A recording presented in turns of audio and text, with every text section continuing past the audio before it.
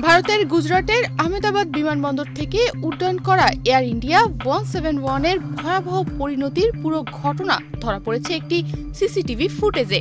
সেই ভিডিও বিশ্লেষণ করে বিশেষজ্ঞরা বলছেন, বিমানের উড্ডয়নের মুহূর্ত থেকেই সেখানে দেখা যাচ্ছিল স্পষ্ট ল্যাক অফ লিফট বা উড্ডয়ন শক্তির অভাব।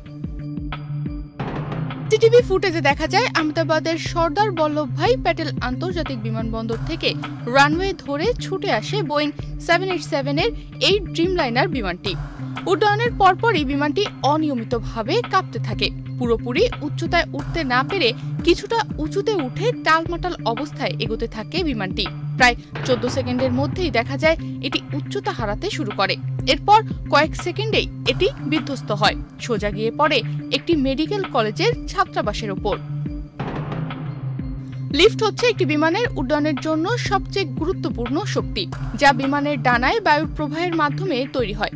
কিন্তু যদি ইঞ্জিনের সমস্যা হয় কিংবা বিমানে পাখির ধাক্কা লাগে, তাহলে সেই লিফট উৎপাদনের সামর্থ্য নষ্ট হয়ে যেতে পারে। বিশেষজ্ঞরা বলছেন, সম্ভবত পাখির আঘাতে উড্ডয়নের সময় দুটি ইঞ্জিনই অকেজো হয়ে পড়ে।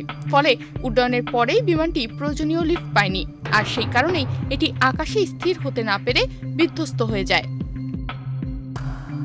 এই সিসিটিভি ফুটেজ এখন তদন্তকারীদের জন্য অত্যন্ত গুরুত্বপূর্ণ একটি প্রমাণ। এটি প্রমাণ করে বিমানটি রানওয়ে থেকে সঠিকভাবে ছুটেছিল, কিন্তু উড্ডয়নের মাত্র কয়েক সেকেন্ড পরই বিমানের ভারসাম্য নষ্ট হয়ে যায়।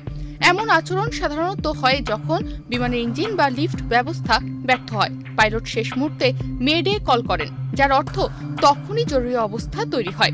পাইলটের দ্রুত সিদ্ধান্ত ও নিয়ন্ত্রণ সত্ত্বেও বিমানটি নিরাপদ উচ্চতায় উঠতে ব্যর্থ হয় এবং বিধ্বস্ত হয়।